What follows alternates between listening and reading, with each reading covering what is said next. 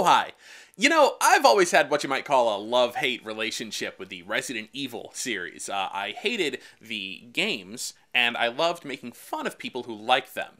Now, seriously, I can understand being impressed by the original Resident Evil in 1996 on the PlayStation. Like, it was fun, going through a haunted mansion filled with gruesome zombies. It was new, it was ahead of its time. The problem with the Resident Evil series is that for like 5 years, Capcom just kept churning these games out and refused to fix everything that was obviously broken. The control scheme was garbage. Why do I have to turn in a circle instead of just walking where I want to go? Why can't I move and shoot at the same time? And don't even get me started on the story and the cinematics, which were just absurd. Relax, beautiful. I said I was sorry. My name's Steve. I was a prisoner on this island. And I'm guessing you're not from Umbrella either. No. And yet, I kept trying to get into the Resident Evil series, mostly because, look at these graphics. In 2002, Capcom remade the first game on the GameCube, and it looked amazing. So I tried to play it again, and they still hadn't fixed all the obsolete design decisions that by this point were just making the series unplayable for anyone who wasn't already in the Resident Evil cult. Now at this point, I was pretty much ready to give up, cut my losses, never play a Resident Evil game again. But then came Resident Evil 4, which finally slaughtered some of the series' most sacred cows.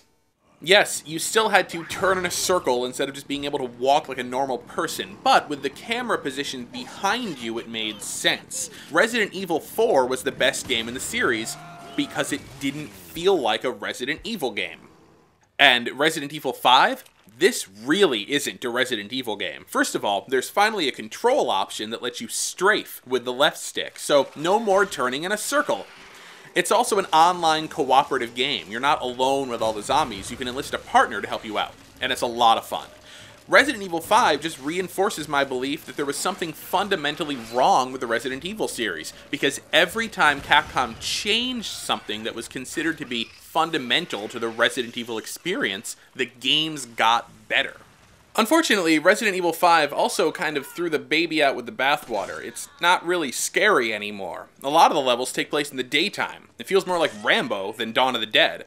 And even though it plays more like Gears of War now, the controls are still clunkier, again based on the flawed premise that they have to preserve the Resident Evil feel.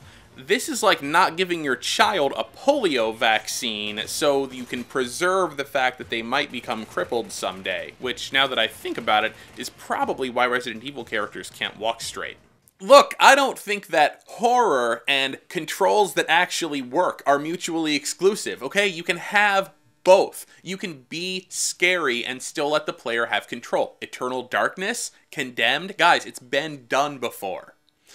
Resident Evil's producer has said the next game in the series is going to be a total reboot. Fantastic. Take this opportunity to throw off the shackles of 1996 once and for all. Bring back the horror. Get somebody who can write video game stories. Look at God of War. Look at BioShock. Write a simpler story like that.